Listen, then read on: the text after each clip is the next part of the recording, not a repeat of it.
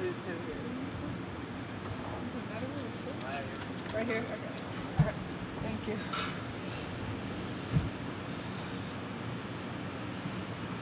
Hello. I know.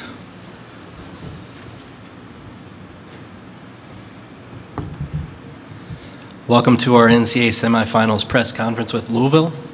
We're joined by head coach Danny Busboom Kelly and student athletes Amaya Tillman and Anna DeBeer. As a courtesy to your fellow media members, as well as the coaches and student athletes, please silence your cell phones. Please provide your name and media affiliation each time you ask a question. Recording press conference video on cell phones is prohibited. Coach, if you would please begin with an opening statement, then we'll go to questions for the student athletes who will depart for their next activity, and then we'll end with questions for Coach. All right, well, thank you all for being here.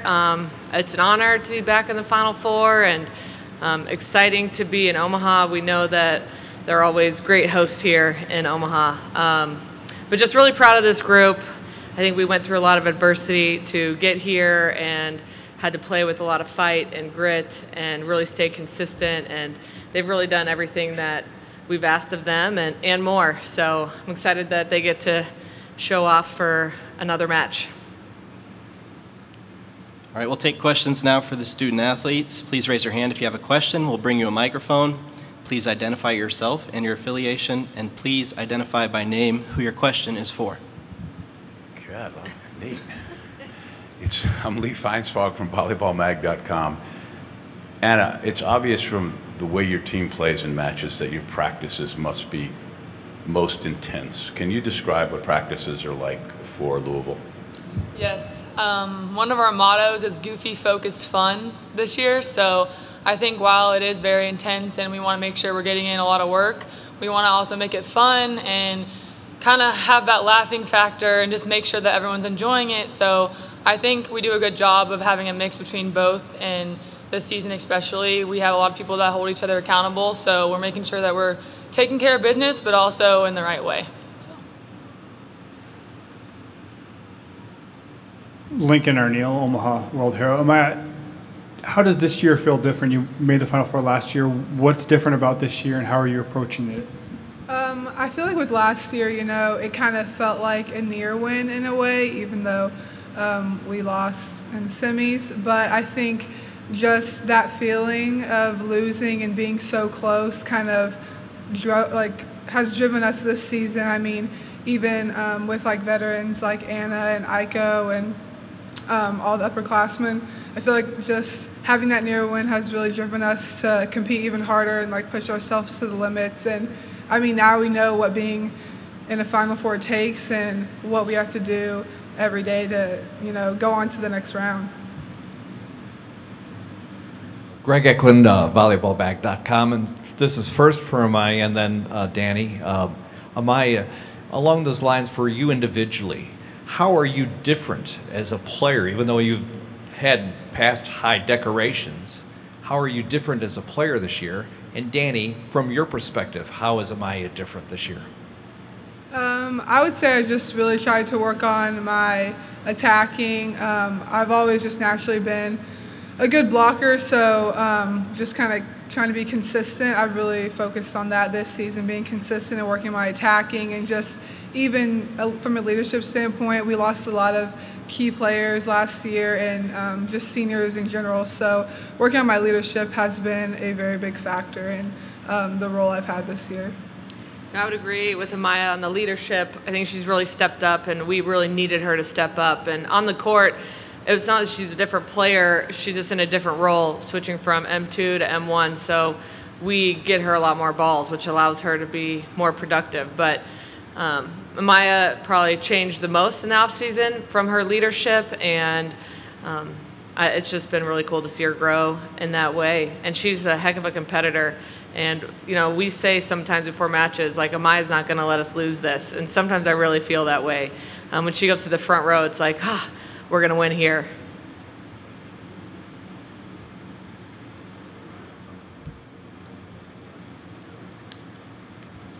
Hello?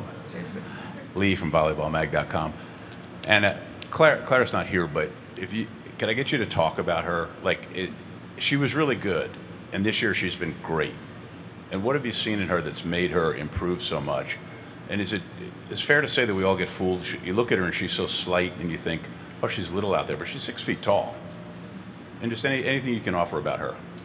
I mean, Claire is one of the most hardworking people I know. I mean, just seeing her growth when I came in as a freshman and how much she's improved over the years, it's been really cool to see. And she's been someone who I've looked up to as being the same position as her. She's taught me a lot, and she's always coming in early to get extra reps and staying late to get even more. And that just goes to show the type of player she is. And over these past few years, she hasn't always gotten all the press and all the recognition, I think, and she deserves it completely. And this year it has been so cool to see everything that she's achieved and accomplished and whatever else she's going to achieve in this weekend. So, I mean, she's awesome. Any other questions for the student athletes? This is for Amaya again.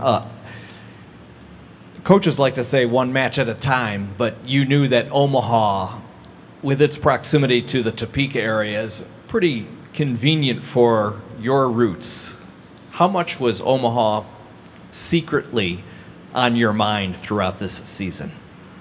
I would say definitely on and off. Like you said, it's very close to home. I mean, it's like a 2.5, 3 hour drive from my hometown, so it's going to be really nice to see all my friends and family. But yeah, definitely it's been one game at a time, but now that we're in this position, I'm just really thankful to be here, especially just kind of the nostalgia of having my COVID season here, and just being in this arena again. I think I'm getting a lot of like memories and reminiscing on the COVID year here when Kentucky won, and it'd be really cool just to see what we can do here as a Kentucky team as well.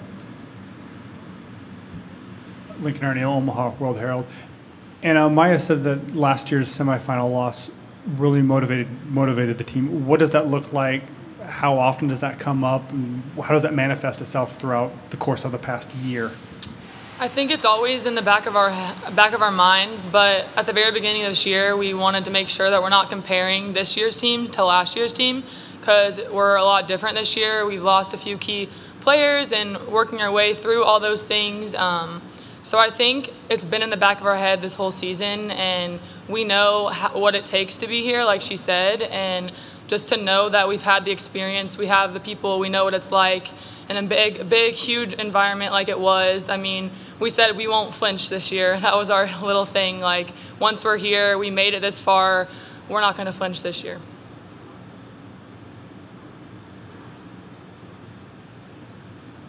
Hello. Okay. Going from the back of your head, I mean, is it a topic of conversation at all, or is it just a common understanding amongst the team?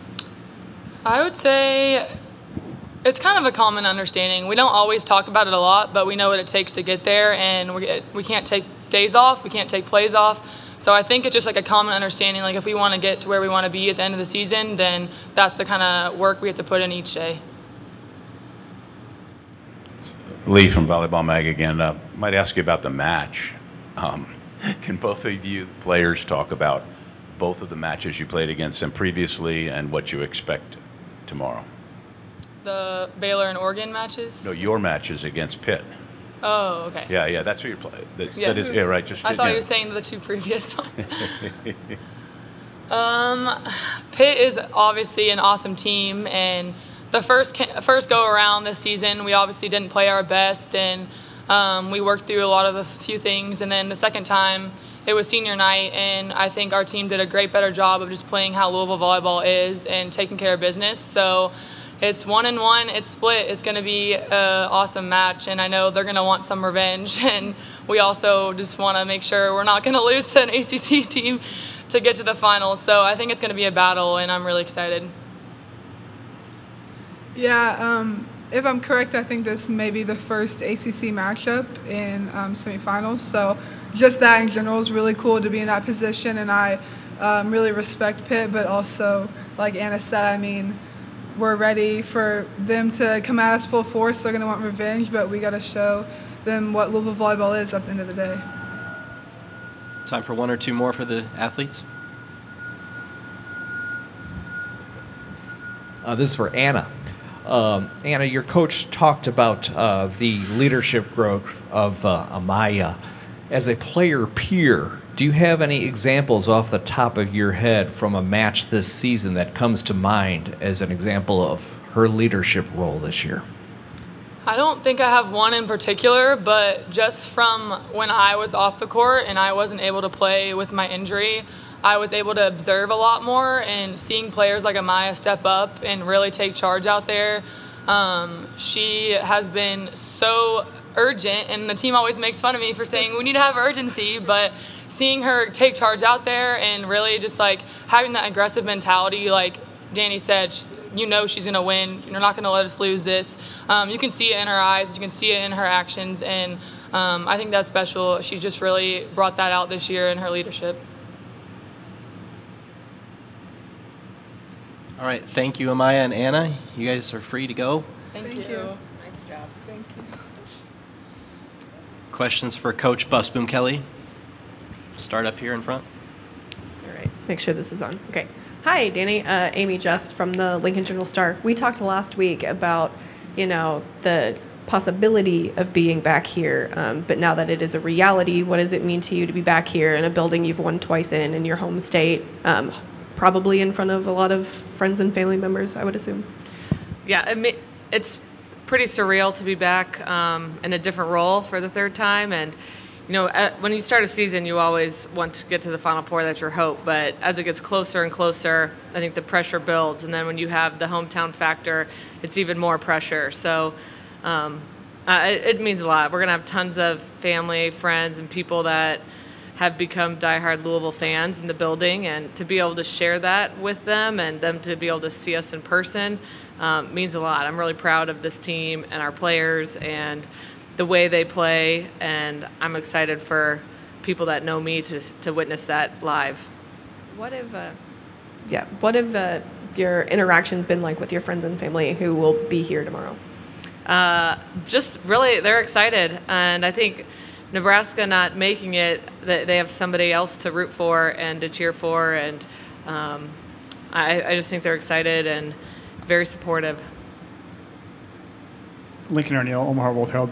Danny, what did you take from last year's trip to the Final Four that you can apply or change and kind of learn from, to just whether it be intensity or game management or just logistics? What can you learn from last year to apply to this trip?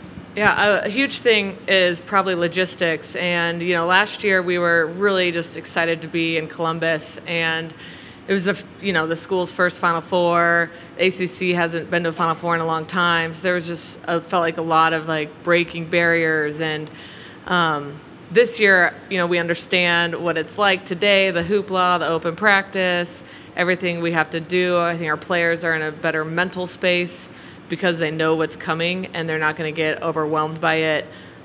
So as mainly the logistics, but I do think just having experience is huge. We return a huge core that was here last year and got to feel it. I also think playing at the Yum was huge. I mean, that was a huge crowd, a huge arena. The big scoreboard, a different feeling, very similar to this arena. Good. Lee from volleyballmag.com. Danny, with you and your coaches, what is their specific breakdowns of who does what? Like, what does Todd do? What does Dan do? What do you do? And not necessarily, I mean, the whole big picture, and then match prep as well, if you don't mind. Yeah, well, I train the setters and run the offense, and Dan trains the middles, and he runs the defense, and Todd trains the outsides, and then he calls the serving zones and breaks down their servers and our servers and where we want to serve. And our volunteer, Parker McKesh, he spends a lot of time with the liberos. That's really how we break it down from a staff standpoint.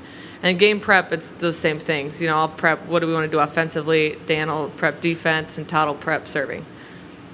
Okay, if I can ask you the same question as Anna about Claire. The way she's exploded this year from becoming like a really good player to a great player, and what you saw along the way in the last year. Man, I feel like I've been asked that a lot this year, and there's always there's not enough to say, or there's not enough words to express what she's done, because it really is unbelievable. At one point, as a freshman, she wanted to quit volleyball, and so you look back at that, and you're like, I can't believe we were from there to the ACC Player of the Year and a first-team All-American, and she's just improved so much. She's really just allowed the love of the game to show in her play. She cares a lot about her team and the University of Louisville, and it makes me emotional just because it's really special what she's done this year, and it's pretty awesome. Yeah, Coach, so 2006, you're a senior here, playing for a national championship. Can you talk about your personal journey over the last 16 years? As a coach, but 16, also, wow, okay. I know it doesn't seem like it's been that long, but well, that's a lot to think about. But the way you've grown as a coach, but also the way the sport's grown, and the fact, like you said, now 2 years in a row, 2 ACC teams here. If you could sort of those 2 tracks, if you could talk about those. Wow, I think I don't even know where to start. I guess as a coach, I got into coaching. I thought I had to give it a try, otherwise I'd always regret it. But then in the back of my mind, I knew once I got a coaching job, I'd probably never get out of it. But when I got offered the job at the University of Tennessee, I told my boyfriend at the time, who's now my husband, I'm like, hey, I took the job. And he's like, were you even going to talk to me about it? I said, well, I guess if we're serious, you can come along. And so I was pretty excited to get started. And then just being able to go to Tennessee, then to the University of Louisville, and then come back to Nebraska as an assistant. I worked for 3 very different head coaches, but I learned so much at each stop. And then being the head coach offered the job here, I knew I had a lot of weaknesses, but I knew what it took to run a great program. And so I just feel like just being very authentic and true to who I was, and making sure that I made great hires and surrounded myself with great people was really important. And now just to see the sport where it is, and my first year in the ACC, we didn't have any teams ranked in the top 25. And I remember we kept winning. It's like we could not break into the top 25, but we weren't beating any ranked opponents. And so I really was starting to we need to push the ACC forward. And I've talked to Dan Fisher a few times. We need each other to be great, and we need the conference to continue to be great, because it is a great conference and a lot of young, talented coaches. And I'm pretty excited that we both made it back to the Final Four, because I think last year, there's a lot of noise, oh, this is a one-time thing, and then for us both to do it again under completely different circumstances with completely different teams just says a lot about the growth of the sport. I also think the parity and the athletes, it's not necessarily about recruiting the best players, it's about recruiting the best team. And that's why I think you're seeing so much parity in our sport, because volleyball is the ultimate team sport. Yeah, Danny, you touched on it a little bit with your friends and family obviously going to be cheering for you tomorrow, but what would it mean to you for the Nebraska fans, local Nebraskans, to rally behind you and your team tomorrow? Man, we need it. I think their Pitt is extremely tough to play. They always find ways to win. Obviously, they're here. I don't think anybody saw them beating Wisconsin at Wisconsin, except teams that play them every single year, multiple times. So, yeah, not only would it just mean a lot to me, but it means a lot to our team, and we're going to need some extra momentum, and everybody knows crowds can certainly help that. So hopefully they'll be cheering for us, and they want to see a fellow Nebraskan in the finals. Danny? Greg Eklund, volleyballmag.com.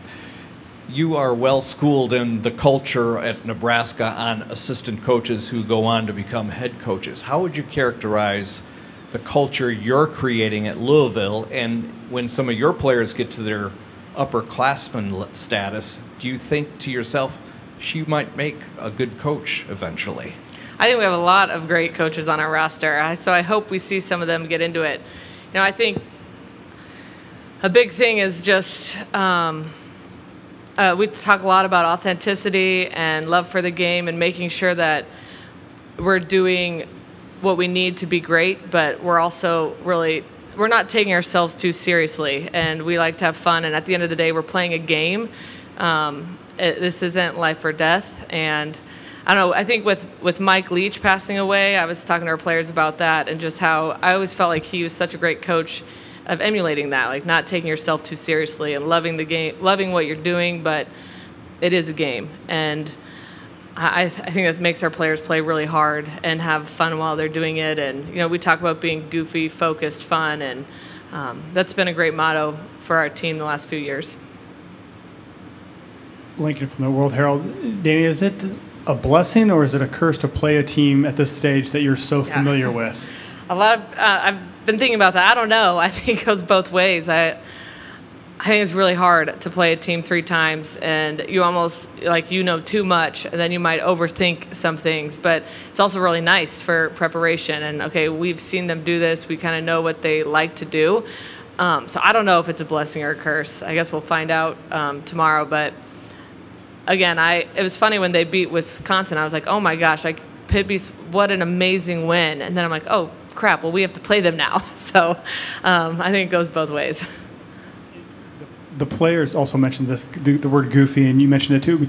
How does that come across? Where do you see that goofiness from your team?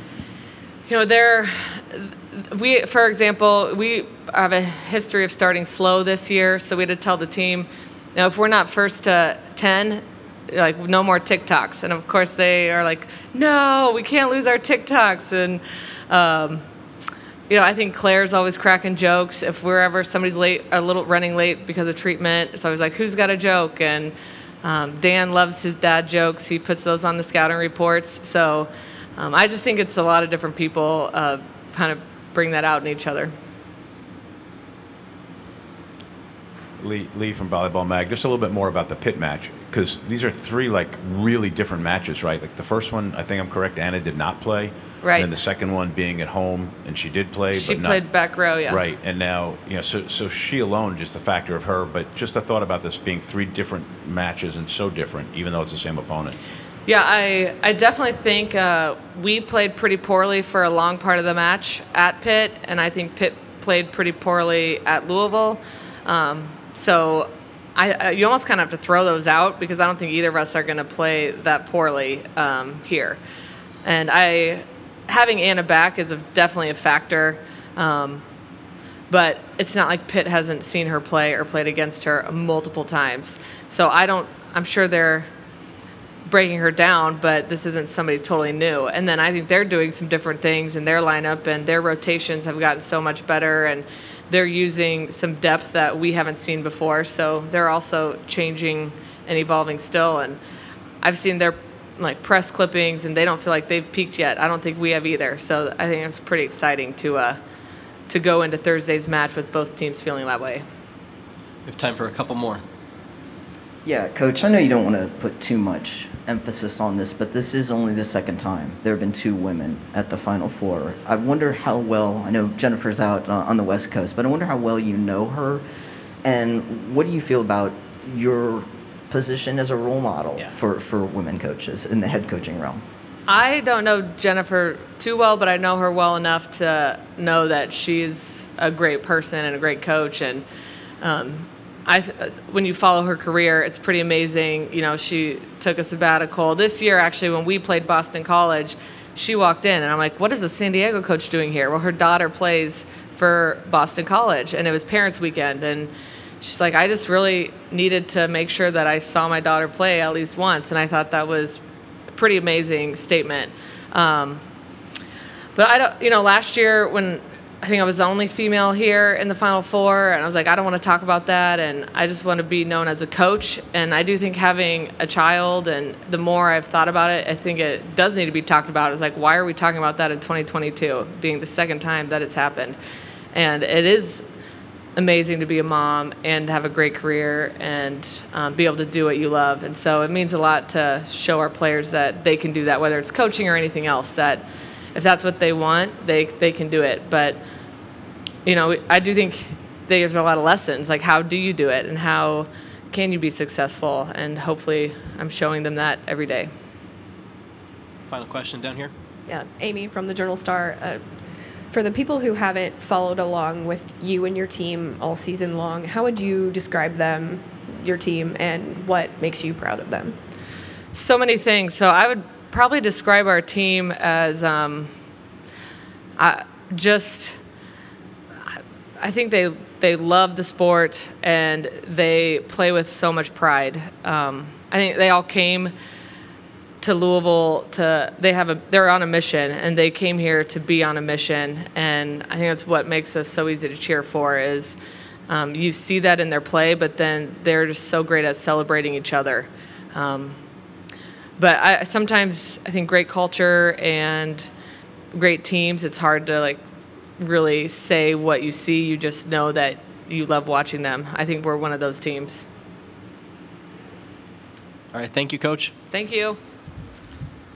As a reminder, locker rooms are closed today. Please work with the SIDs on additional requests, and a recording of this press conference will be available in the NCAA Digital Media Hub at ncaa.veritone.com. Transcripts are provided by ASAP and will be posted shortly.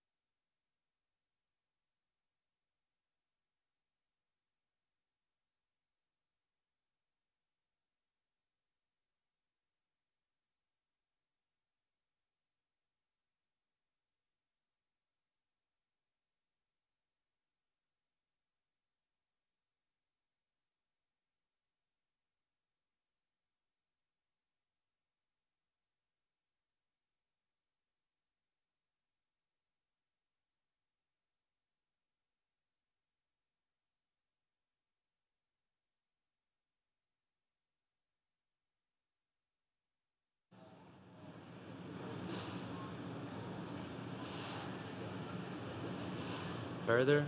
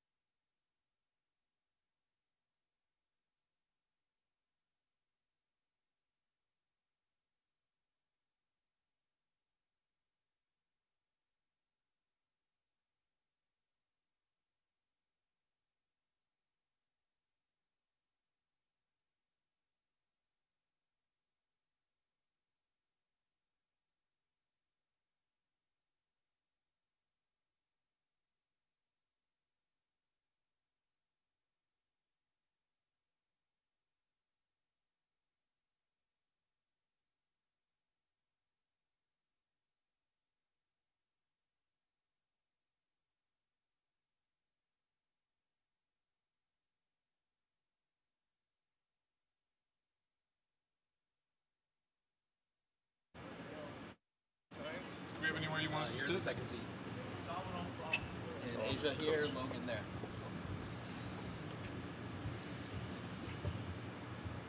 Welcome to our NCAA semifinal press conference with Texas. We're joined by head coach Jared Elliott and student athletes Asia O'Neill and Logan Eggleston. As a courtesy to your fellow media members as well as the coaches and athletes, please silence your cell phones. Recording press conference video on cell phones is prohibited. Coach, if you would please begin with an opening statement, and then we'll go to questions for Coach and the student athletes. Sure, abiding by your rules here. Well, first of all, we're excited to be in Omaha, and they put on a great event, so our players are fired up. And this is the 50th year of the Title IX, and to see where this sport is growing and the development of the athletes, the number of athletes that are playing, and the incredible eagerness of fans to come be a part of it has been really special, and to see this sport go where it's at. We're obviously excited to be here.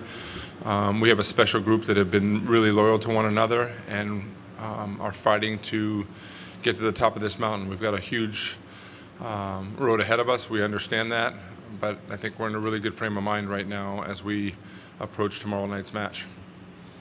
All right, we'll take questions now for any of these three. Please raise your hand if you have a question, and we'll bring a microphone to you. Please identify yourself and affiliation and by name who your question is for. It's Lee Feinsfog from volleyballmag.com. Asia, what's practice like at Texas, especially this year where the roster's so deep and so talented? Yeah, our practices are pretty intense. I think our coaches do a great job at getting a really good practice run in every single day. Everyone's working extremely hard all the time. We have a lot of different lineups that we do throughout practice, and it's really nice that it always changes because we're always playing against a different one of our teammates. But the culture is just really good. Everyone works extremely hard every single day, from the freshmen all the way to our seventh-year seniors. So it's just been a really enjoyable moment every single day. I don't think there's been a year where I've been this happy to come in and practice like every single day. Jarrett and I talked in the preseason about how your second team, how great it was. And was it, for both of you guys, was it like that this year, that the practices were the highest level in all the time you've been there? For sure, yeah. I mean, I think some of the hardest and toughest competition that we've seen this season is in our own gym.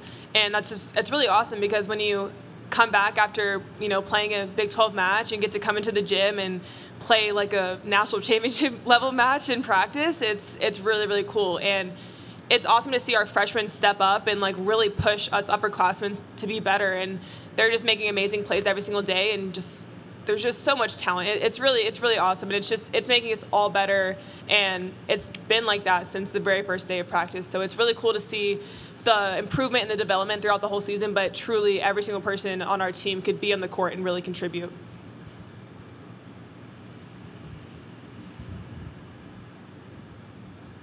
Danny Davis, Austin American Statesman. Asia or Logan, just feelings that now that you're here, what's it like, and how's it like being so close to your goal?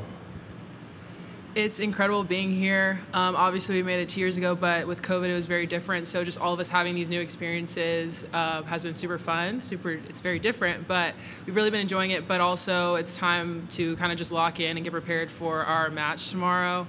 Everyone's extremely excited to be here, but we know that just getting here is not our ultimate goal. So it's really just dialing back in, enjoying and cheering for what we accomplished last week, but now we're at a clean slate and we have 2 matches to accomplish inevitably what we want at the end. Yeah, we talked about it. It's a business trip. We are obviously going to enjoy all the fun things that come along with it, but we're here for one goal, and that's the main focus, and that's what we're going to, give all of our time and energy into, is to winning it all. So we're really excited to be here, and we're excited to get to work. Yeah, Logan, I wonder if I could ask you 2 things. One, if you could kind of reflect on, at the high level you were even after last season, how have you become a better player this year? And second, if you could talk about Texas's tradition. I mean, we see that this sport has grown so much, it becomes harder and harder to make the Final Four, and yet you guys keep doing it. If you could just address both of those, please. Yeah, I think for sure I've grown as a player just in 1 year, and I think I give a lot of credit to our coaching staff for putting some amazing, talented players around me that are pushing me every single day to be better. I mean, obviously you have Zoe and Emma who came in, and they're amazing passers, amazing defenders, and I learned so much from them every single day. And then Madison's an amazing attacker, just an amazing overall volleyball player. So I think having them in the gym, I've just learned so many new skills and so many new techniques that I hadn't seen in the past. And it's really cool to get to add more and more things to my toolbox, and just being able to grow and just have so many more options of what I could do. So I think, I mean, Jarrett's done a great job of surrounding us with really, really talented players, and it's helping us all improve. And then your second question, sorry, was about? Yeah, I mean, one reason we all come to Texas is to be in situations like this when we're competing at really high levels. And so this is not a surprise for us. You know, I think we all are determined to get to this point in our season, and so it's something that we strive to do, and when we don't make it there, it's a big disappointment for us, and it's going to drive us to be even better the next year. So I think the past few years not making it there has been a really big driver for some of the older girls, especially me, Asia, and Molly. But then also the younger girls come in knowing that this is kind of the expectation for Texas, and we have to compete at high levels and be really good in high pressure situations. And so it's what we came here for, and it's exciting to be in those situations, and I'm really pumped to see how we respond and to continue to improve over the next short time that we still can. Cedric Golden, Austin American Statesman. Asia, you've walked these Big 12 national tournament streets with Logan, and I know you're coming back next year, but this is your last weekend of volleyball with your girl. How big is it for you to send her out with the one piece of her glittering resume that's missing? That's a championship. Yeah, that's ultimately the goal. Logan's done so much for the program, and she's done so much just as being a really good teammate and best friend for me. So obviously we all have the goal of wanting to win, but there's no other way that I would want to send Logan out. I think all of our team has that in the back of our minds. Like, yes, we want to win for us, we want to win for Jarrett, but we really want Logan, after her 5th year here, to just be able to, hoist that trophy at the end of it all and just feel as if she accomplished everything that she set out to accomplish in her 5 years here. Logan, you've earned that respect, not only from your teammates, but from the national media, from your opponents. What does that mean to you to leave such a legacy, not only in Texas volleyball, but in volleyball internationally and in this country? Yeah, it means a lot. I mean, I think obviously I'm biased, but volleyball is the best sport there is, and so it's really cool to see the attention that it's getting and the way it's growing, and it's cool to be, a figure that people talk about. It's really, I'm surrounded by so many amazing players and coaches and get to compete against so many amazing players, and so just to be, a part of that conversation is just, I'm very, very grateful for that. But it's cool. It's obviously I came to Texas to do really big things and to be in really big situations, and so it's cool to kind of have accomplished that. But again, I couldn't have done it without my teammates. All the awards that I get and all the conversations that I'm a part of, I couldn't do without the people behind me that are setting me up to, be successful in so many situations. So it's an honor to just get to play beside the people that I get to play with. They're the reason that I'm who I am, and so it's not me, it's all of us. Texas volleyball, we're doing it together. Lincoln O'Neill, Omaha World Herald. Logan, what do you remember from the 2021 spring season playing in this building, and what ways can being in here, the facility, help you this time? Yeah, I mean, it's definitely familiar walking in this morning, seeing, the whole arena. We've definitely been here before and didn't end the way we wanted it to, so it's definitely this kind of redemption arc. We want to leave this place happier than we did last time, but it's going to be completely different. We were here during COVID, so there weren't a lot of fans. It was just a totally different vibe, and so I think although we have been here before, it's a completely different year, and we're going to approach it a little bit differently for sure. But we're excited, and walking to this gym was definitely gave us a little bit of that taste of what it felt like to not win, and we don't want to feel that way again. Logan or Asia, could either of you talk about the job Sage has done this season leading your offense? Sage does an incredible job. She's a really selfless setter. She puts all of us in incredible situations, and she's one of those setters that takes, I don't want to say criticism, but she takes constructive criticism really well. She always wants to give us the best set possible, and there's so many times that I'm like, Sage, it doesn't need to be perfect. Like, we all are here to make each other better, and you don't have to put this, immense amount of pressure on herself. But she holds herself to such a high standard and works extremely hard every single day. And, center-middle connection is always really important. And I just feel like our closeness that we've gotten together this year, I've just really commended her on how hard she works every single day and how much she's given to this team and this program. And I'm glad that she's starting to get the recognition that she deserves. I agree. I echo everything Asia said. And I think, too, on top of that, she's just an amazing competitor. And every single time you step on the court with her, she's going to bring 100%. And she's going to push you to be better and just really inspire you by her actions and her words. So she's just super fun to play beside. And it's just really, really awesome when you can trust your setter to always try to better the ball and put you in the best position possible. So she's done an amazing job.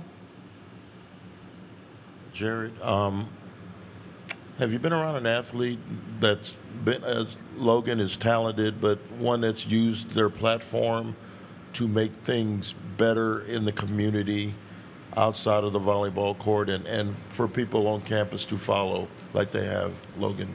Well, it's a great question. I think I've been around a lot of players, and Texas offers a lot of resources, and Logan has taken full advantage of that.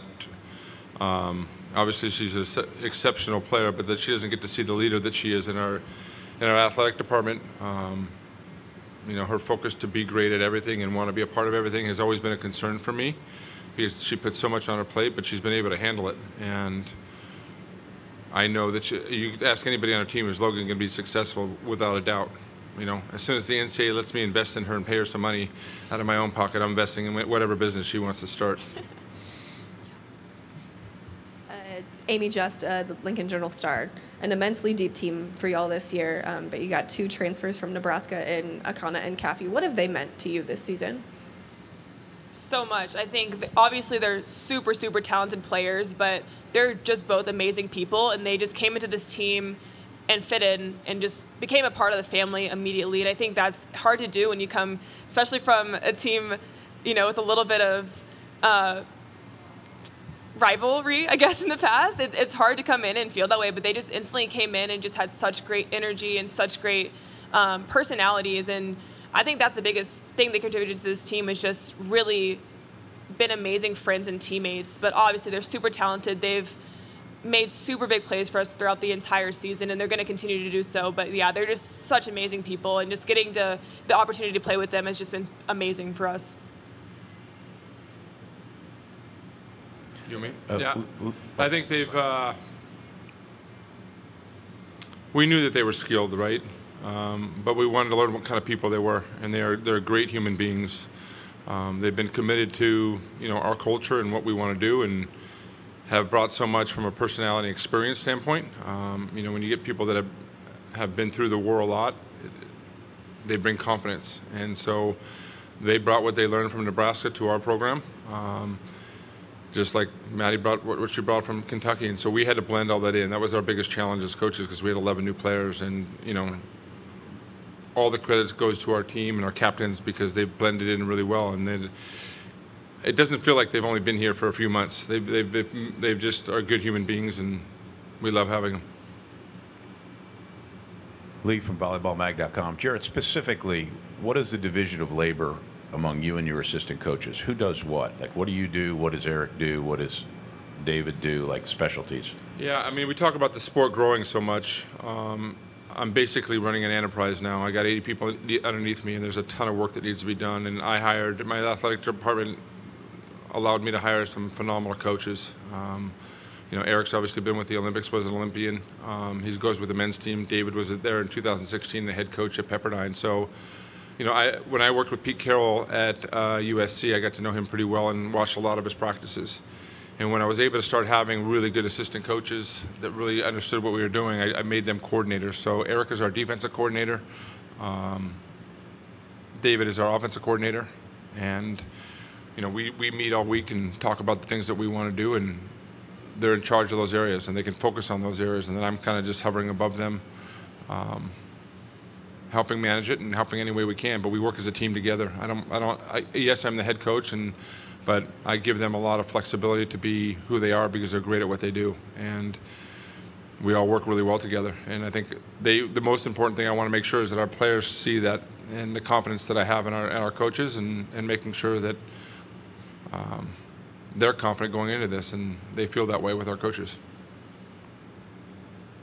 Kevin Suits from KOLN TV. Coach, do you remember how the timeline played out with adding Kayla Caffey to your team? Because it seemed like she joined your squad right before practice began. She came in late. She obviously went in the portal, and we called her and talked to her, and we had to get her all of her academic stuff in line. But she actually wasn't able to practice until almost the second week of practice.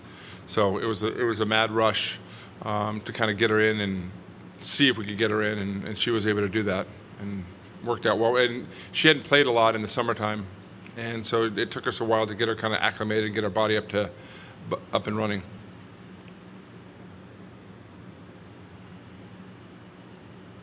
Any other questions?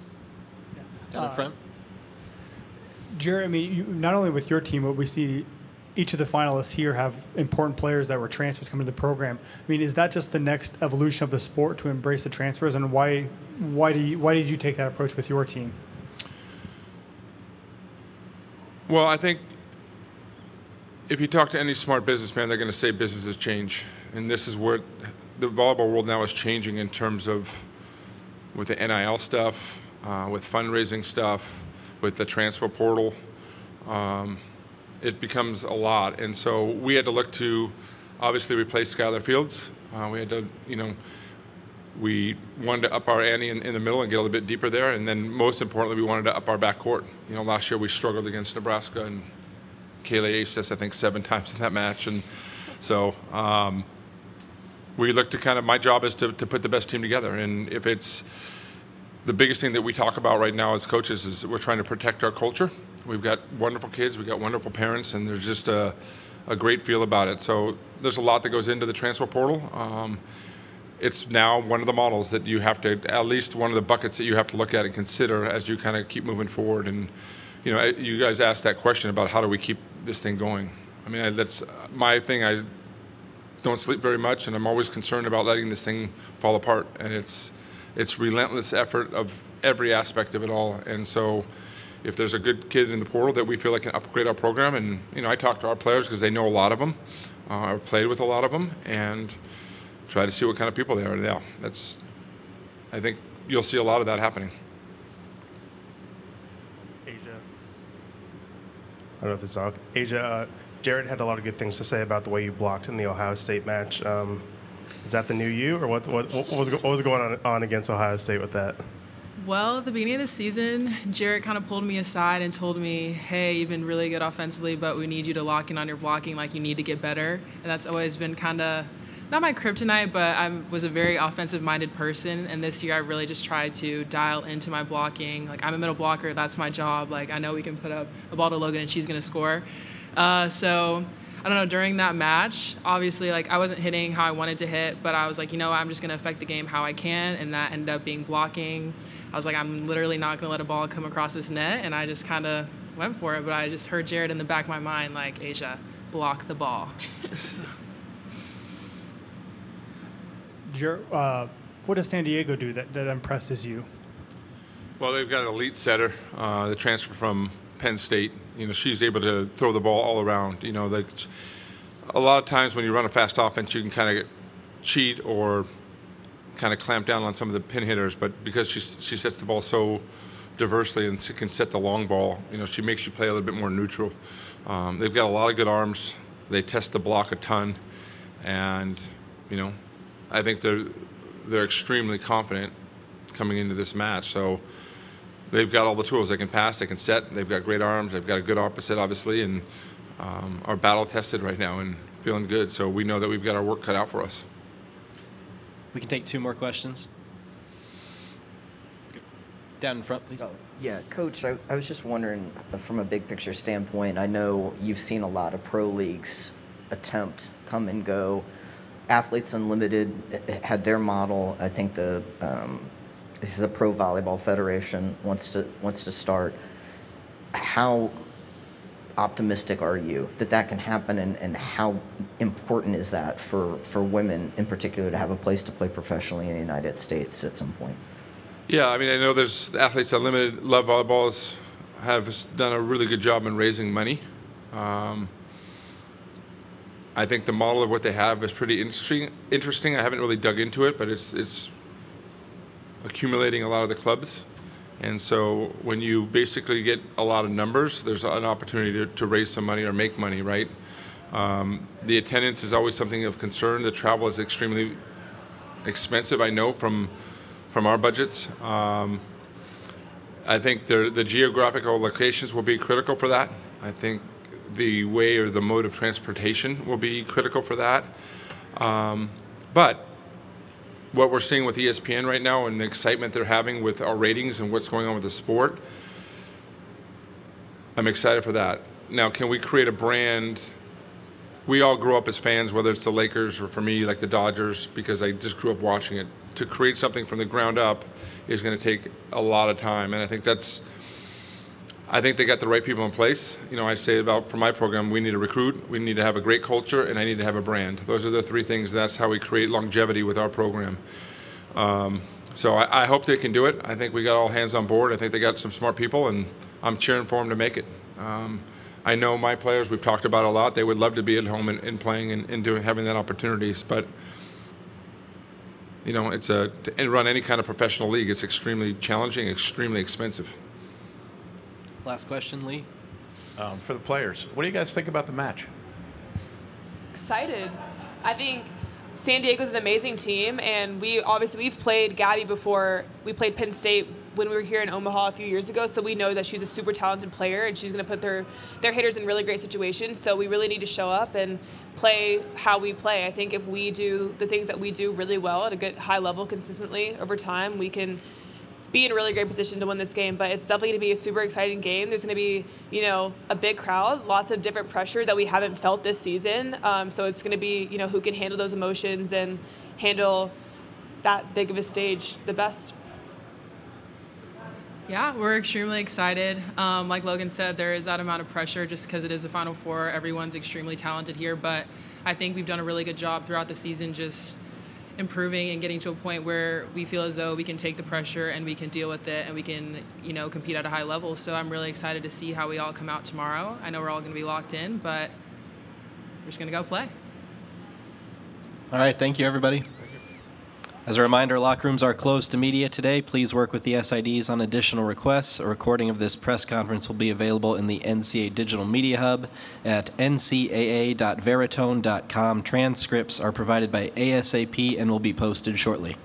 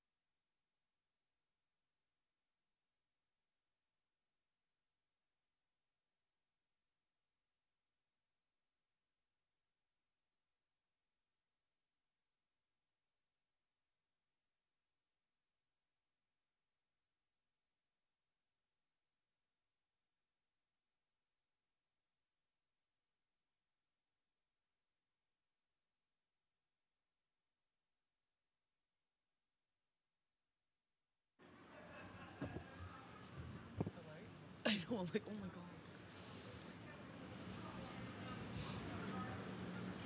The hair.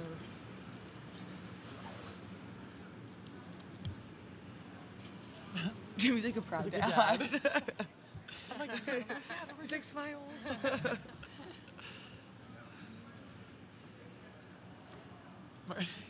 She's the mom. I know. No, she's like the fun aunt. Yeah, she's. Oh yeah, exactly. Yeah, literally. Like, we're letting them order drinks. Dessert too. Like, No, literally. Sorry about that. Oh, it's No, you're okay.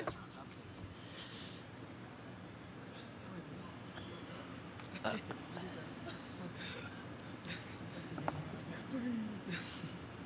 Welcome to our NCAA semifinal press conference with San Diego. We're joined by head coach Jennifer Petrie and student athletes Gabby Blossom and Katie Lukes.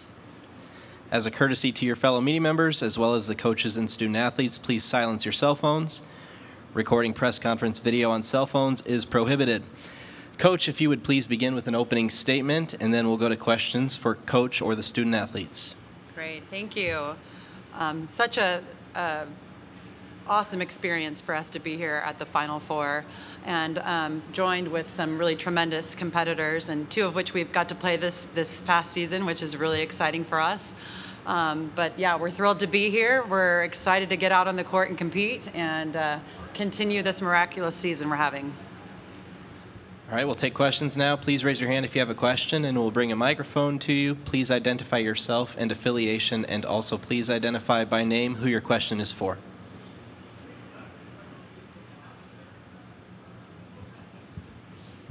Lee Feinswag from volleyballmag.com. Gabby, I assume sitting there, this is the reason why you did what you did. Yeah, absolutely. I think I got so lucky. I think someone asked today, like, was this what you expected? And it exceeded every possible expectation I could have had. Katie, you talk about being here in Omaha. Nebraska's not here. There's not any Big Ten teams here. Why should the fans rally around your team? You know, I think we have stood by our statement, why not us, all year, and we really, really proved it. You can see in the way that we play, we really just love the sport and love each other, so I think we're really fun to watch because we show a lot of joy when we play. And I know people like to call us the underdog, but I think that we've earned our spot here. We deserve to be here, and we're really fun to watch. Gabby, you played here a couple years ago during the spring, with the spring tournament here. Does that provide any experience or help you out, kind of know what goes on to the Final Four in Omaha? Yeah, well, this is actually my first Final Four, so this is like a whole new experience for me. The COVID year, I think, was just so different. We were in a bubble, everything was really different, so this is a whole new experience, and I'm so glad I get to experience it with this staff and this team. Lee with volleyballmag.com. Jen, specifically, what do you and your assistants have for assignments and division of labor? Who does what? Practice, formulating the season, and then an actual match prep? It's really very collaborative. Alfie and I do a lot of practice planning, discussing training, drill preparation. Jimmy and Alfie do a lot of the statistical breakdown of what to expect in the scouting in those terms. A lot of the scouting videos are done through Jimmy and Alfie. You know, as far as culture work, the three of us all work very closely in creating vision and certainly our pillars and our foundation of the program. That was a lot of war room time for our staff. We spent a lot of hours together creating verbiage and language and how we were going to operate this team this year, knowing that we were going to have something special. So. Like, for example, Jared said specifically, you know, he has an offensive coordinator and a defensive coordinator. Do you do that sure, kind of? Yeah. So you take that a step farther. Well, I'll please. take that a step farther because there's three of us, and right. So we have to be the coordinators of everything. I mean, we don't have a lot of break. Obviously, Alfie does a tremendous job training a lot of our positions, and he'll work with setters specifically. We'll get in the gym and do a lot of work with Gabby and our other setters. But after that, you know, we will break up, and he and I will do a lot of the offensive work together. I think blocking would be a big part for him. But when we go into practice, we'll split up positions and it'll be a rotation. It's, sometimes we'll have part of our staff with offense and middles, and sometimes, Jimmy will be off with middle blockers working on footwork. So my staff is tremendous in the fact that we can be hands-on in a lot of different areas, and we have to wear a lot of different hats because it's the three of us. That's it. There's no other technical coordinator. There's no other Dovo. So when I say we rotate hats, we do a lot of things, and we extract a lot from each other. Yeah, Coach, I just want to ask a little bit about the fact there's no Big Ten team here. There's no Pac-12 team here. Obviously, you were one of the teams that kept the Pac-12 out. What that says about the growth of the sport to have this Final Four. And my second question is, and I asked Coach Busboom Kelly about this, that this is just the second time we've had 2 women head coaches at the Final Four. And she said being a mom, that has started to mean more to her. You're also a mom. So I wonder if you could talk about those 2 things, please. Yes. Can you repeat the first part of that? You went on to me being a mom, and I'm really onto that right now. So. I guess first of all, just the growth of the sport Yes, the parity. Yeah, certainly. I think this season more than ever, the depth and strength of the competitive teams across the country and across board and across conferences has really shown, and that's been a tremendous growth in volleyball right now. Our conference had 4 teams in the tournament this year, and that's a testament to what's happening. RPI-wise, people are getting out there, they're playing each other, they're not afraid to be challenged, regardless of what conference you're in. And that's certainly been our philosophy all along, is to just play as many teams as we can in many different regions and, who we think are going to be challenging us at this point of the year. So it was a tremendous year for that. I'm excited that you mentioned being a mom, because I certainly know in my journey that having children has made me a better coach, 100%. Because I know that these women are somebody's daughter. And how would I want them to treat my daughter, and how I communicate with them, how I treat them, is very important. And the nurturing environment that goes between when you come in as a 17-year-old and you leave as a 22-year-old, there's a lot of development there, and there's a lot that happens off the court in that progression as well as on the court. So certainly I feel that that's been a huge part of my coaching experience. Hi, Coach. Cedric Golden, Austin American Statesman. Logan Eggleston is the head of that Texas Snake. What are your impressions of her as a player and also as a representative of this sport? I love her strength and her courage, and I think that she's a tremendous leader for that program. She's a fierce competitor, and she really is the driving force, like you said, of that program, and it's fun to watch her play because she is just has so much competitive energy. It'll be exciting and a challenge to play against that. Lincoln Arneal, Omaha World Herald. Gabby, what is it like being the new kid in the program, transferring in after being at Penn State for a number of years and kind of integrating yourself into the team culture and developing relationships as a center, which are probably more important than any other position on the floor? Yeah, so we had a couple of transfers, but I was lucky that I got to come in January, and also so lucky this program welcomed me with open arms, from the staff to the players. It was really seamless. We had a lot of older kids like Katie and Annie that had been in this program for so long that really just led by example and showed the way and what the culture of this program was. So I think I couldn't have been luckier to come to this place and have the people I had around me to help me. And then obviously being a setter, I had to develop relationships and figure out what people needed. And then getting here in January was the key to that. It's something we talked about a lot when I was in the portal, was how early could I get to school here. So I was lucky enough I got to graduate from Penn State and come out here. Yeah, but all those things are really important. But Jen talked about our culture earlier, and that allows people to come into this program and kind of fit in seamlessly. Lee with volleyballmag.com. Jen, I'm not suggesting that you don't coach Gabby, but was there an element of it's not broken, don't fix it, you know what you're doing, do your job when she came in?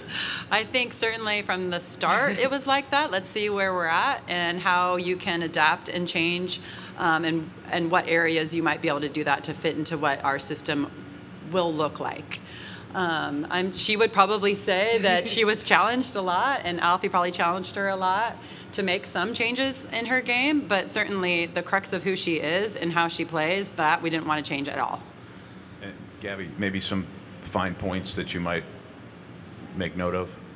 Yeah, so I think the biggest thing I had to change when I got here was getting the ball in my hands faster. Obviously, we run a really fast offense, and Katie can hit at an incredible speed, and we wanted to be able to give her the ball she needed, and that meant that I had to get the ball in my hands faster to fit into this offense. So there was a lot of grace. I think I'm so lucky our coaches gave me some time to figure it out because it wasn't the easiest thing, but I mean, it worked. Here we are running this offense. So I think that was probably the biggest change.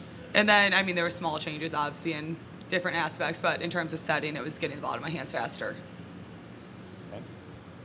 Yeah, Katie, I was just wondering if you could, talk about Coach, the fact that she's been so successful for so many years, but you're part of this team to get her to a Final Four, what that's meant to this group, and what are some of the aspects she talked about, her coaching philosophy, how does that impact you? Yeah, I was just thinking when she was talking, I feel like we always look at Jen like she's kind of a second mom to all of us. I think there's a lot of balance in our program, and we really value family and, our own families, but also just creating a family within our team and just finding like the joy in volleyball. I think a lot of times like she always has an open door policy, so like we can talk to her about anything, and it's a really open program, and we're closer than we've ever been. And I've never felt like so. I feel like our program is really unique in that way. So I'm just really blessed that I was there for 5 years to be a part of that and to grow with the team, because I always knew our vision was great, and we obviously have exceeded our vision this year. So I think Jen is just such an incredible leader and role model for all of us. And yeah, I love her a lot, and she's just taught us a lot. And yeah, I just think it's such a unique program in the way that she brings us all together in a family aspect.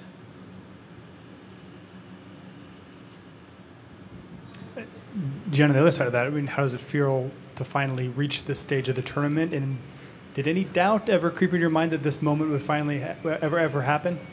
It takes a lot to get to this point in any program and for any coach. It's certainly the pinnacle right now of my career to be here, and certainly to be here with this group, because it's a vision that we started in January and has come to fruition, which is just phenomenal. I've never had doubts in my mind that we have been a stellar program. Certainly this has exceeded that, and we've busted the ceiling on where we've been stuck for quite some time, Sweet 16 several times. So this season certainly is raising the bar for a lot of teams that are going to come after them. And, our hope is that the USD volleyball program is here to stay. Any more questions?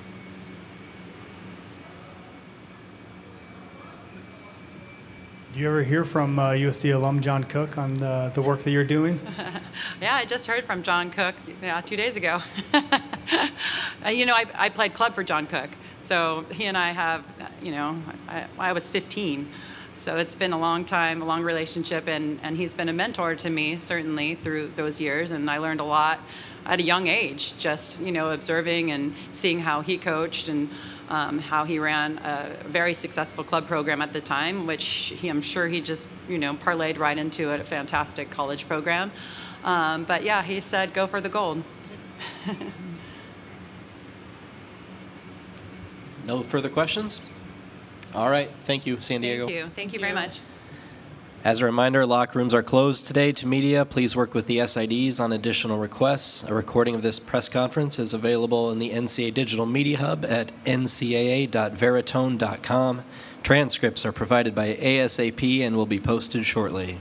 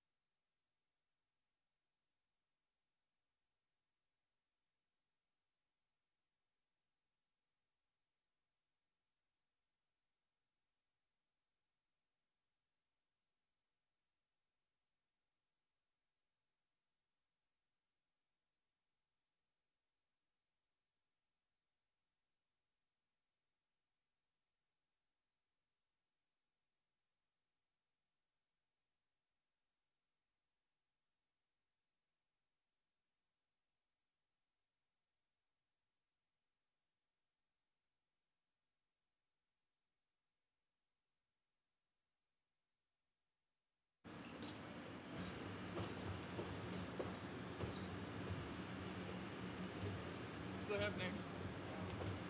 Player, coach. Serena right here. Okay. Courtney? Yep.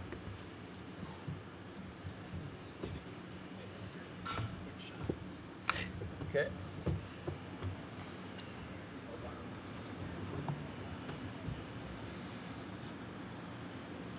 Yep. I did. Thank you. Lee? Have anything, Mikey? No. Welcome to our NCAA semifinal press conference with Pittsburgh. We're joined by head coach Dan Fisher and student athletes Courtney Bazzario and Serena Gray. As a courtesy to your fellow media members, as well as the coaches and student athletes, please silence your cell phones. Recording press conference video on cell phones is prohibited. Coach, if you would please begin with an opening statement, and then we'll take questions for the student athletes, who will then depart for their next activity, and then we'll end with questions for Coach. Just want to start out by thanking everyone in the NCAA and all their hard work for putting this event on, all the special things they've done for the athletes in the city of Omaha, for being a good host so far. You know, for us, it's a dream to be here, and we're excited to play and represent the ACC. We'll take questions for Courtney and Serena now. Please raise your hand if you have a question, and we will bring a microphone to you. Please identify yourself and affiliation, and also please identify by name who your question is for. Lee? Lee Feinswag from volleyballmag.com. It's for Courtney and Serena. So Courtney, you go first, and Serena, don't say what she said. What are your thoughts about playing the match tomorrow? Thinking back to the first two times that you guys have played them, and how this one's completely different in a different setting. Yeah, I think the biggest thing is for thank you. Better. Who's going to start strong? I think we started really strong the first time we played them, and they obviously started strong the second time we played them. It's obviously a team we're very comfortable with and have seen a lot of film on, so just what team can block out the noise of this whole weekend and this whole the convention and everything, that we can play our game and consistently for 3 sets. Could you repeat the question, please? What do you think about playing them? I'm really excited to play Louisville. We've seen them twice this year, and I think the third time is going to be a tiebreaker, so it's like the real winner. So I'm just excited to come to that result tomorrow. Yes. Lincoln Ernie, Omaha World Herald. Serena, what do you take from last year's trip to the Final Four that can carry over to this year to maybe help you with the experience and just kind of get used to the bright lights on the big stage? Mm-hmm. Last year at the Final Four, I definitely tried to stay focused on the task at hand, which is playing in the semifinals and then the finals. We obviously didn't make it to the next round last year. But I think that's something I'm taking this year also, to tune out what I need to tune out, to make sure I have enough time to scout, have enough time to sleep, have enough time to do my assignments, everything like that. This is for Serena. Serena, my name is Greg Eklund, and this is for WESA, which is the NPR station in Pittsburgh. I listen to WESA. Oh, wonderful. Yes, I do. Can you talk about, and I know your focus is on the match, but just in your 2 years at Pitt, being at the Final Four in each of those 2 years, what comes to your mind when you think about that?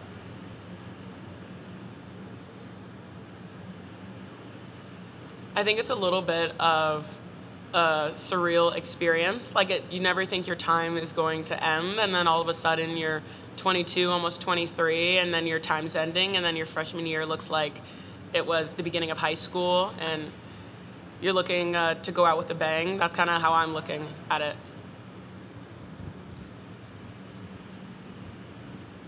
Yeah, Courtney, I wanted to just ask you about the match you guys played in the Elite Eight and how that, to be able to win the way you did, how that propels you into this Final Four. I mean, we talked about at the beginning of the tournament how if and when we made it to the Final Four, that we were definitely going to be battle tested and prepare us for this weekend. And I can 100% say that I think we are. We've played in 4 different games of different styles of games, and I think last Saturday definitely prepared us with blocking out the noise of the crowd and the environment that Wisconsin brought, and obviously their size and just their caliber of playing, that we beat a team like that and stick it through and keep being us and playing the way we know we can, that we're definitely ready for what Louisville is going to bring and what this match means. Lee from volleyballmag.com again.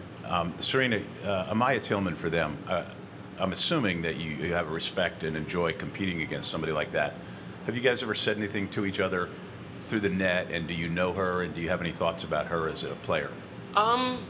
I talk through the net to a lot of people, but we haven't had any exchanges, but I really respect how hard she works in transition and how she max jumps on every ball, and just her vigor and her excitement and the way she celebrates. Yeah, I don't know her at all, but big fan.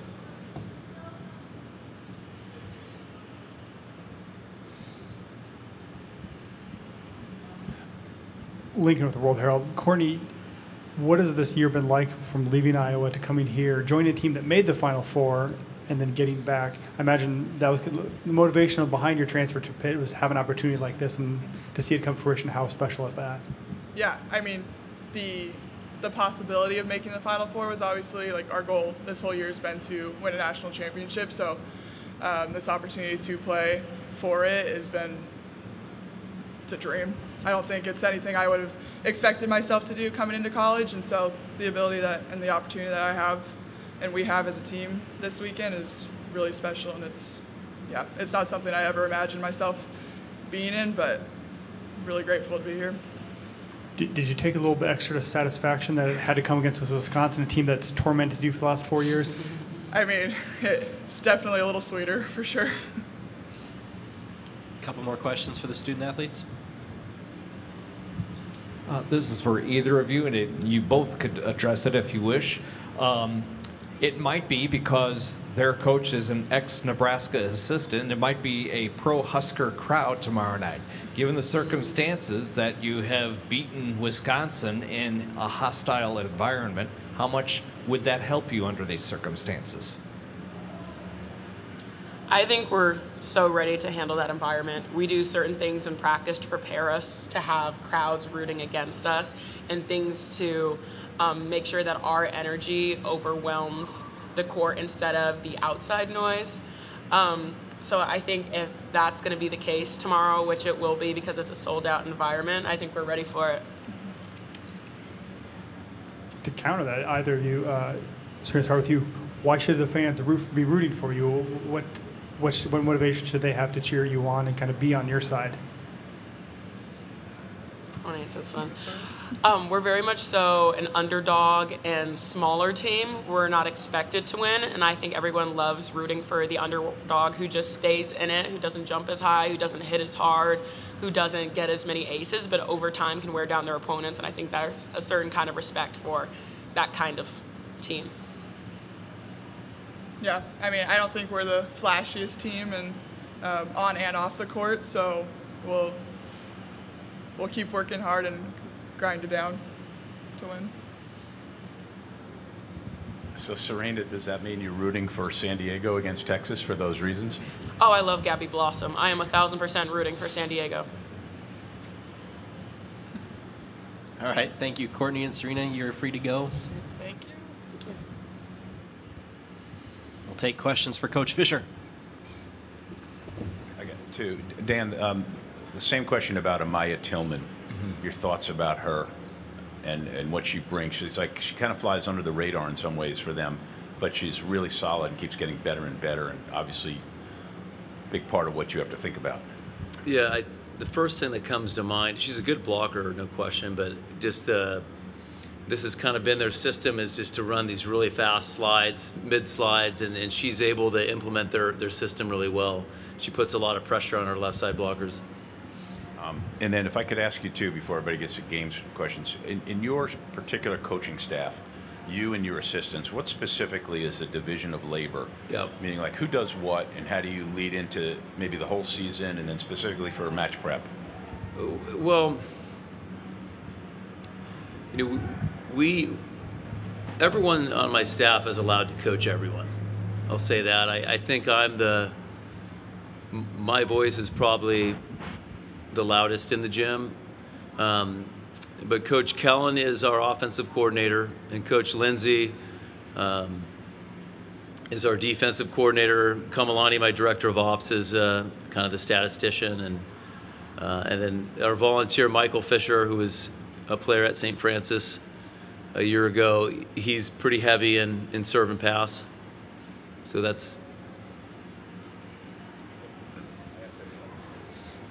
What was it? I asked everybody. Yeah. Lincoln Area, Omaha World Health. Dan, is it more of a blessing or a curse to play a team that you're so familiar with at this stage in the tournament? I just don't have a strong opinion on it because,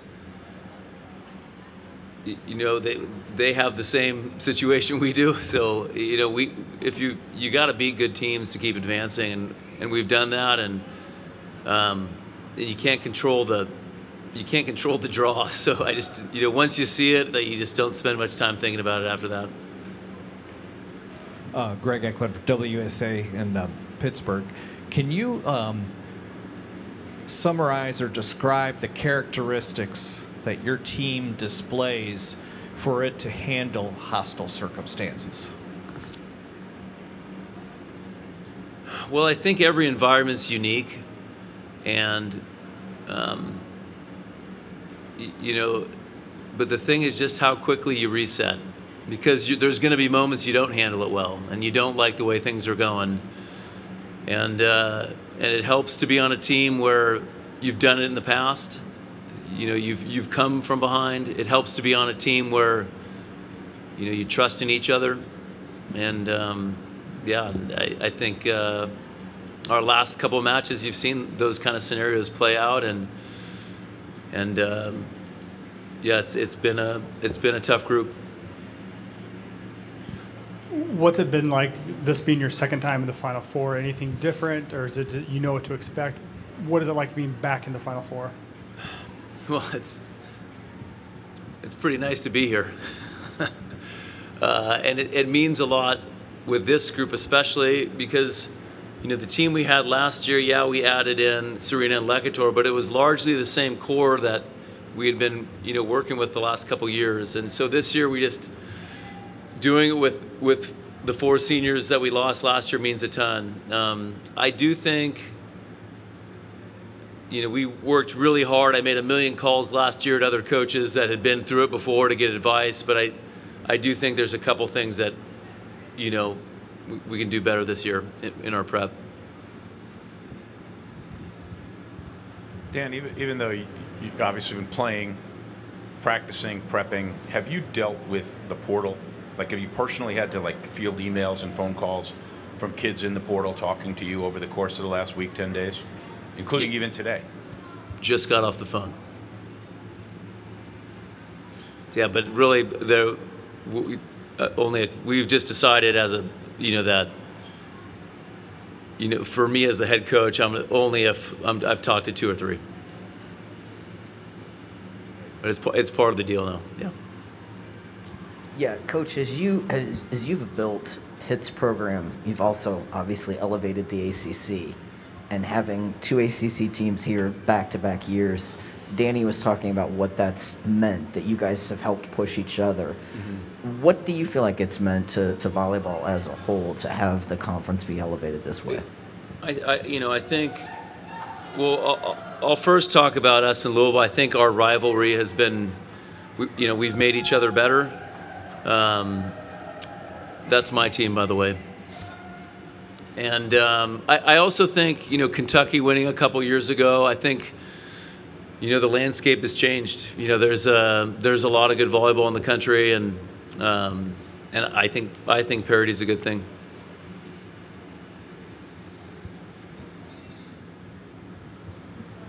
You talked about how the transfer portal is part of the deal. I mean, you look at your team with Courtney, and every team here, I think, has important transfers that play a vital role in it.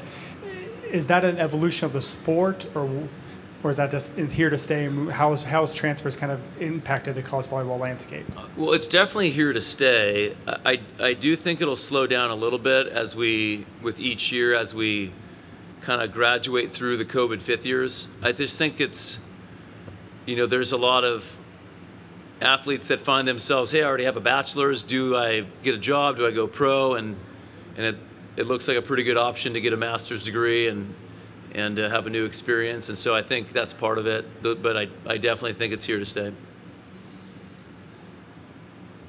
Any more questions for Coach Fisher? All right. Thank you, everybody. Thank you. As a reminder, locker rooms are closed to all media members today. Please work with the SIDs on additional requests. A recording of this press conference will be available in the NCAA Digital Media Hub at ncaa.veritone.com. Transcripts are provided by ASAP and will be posted shortly.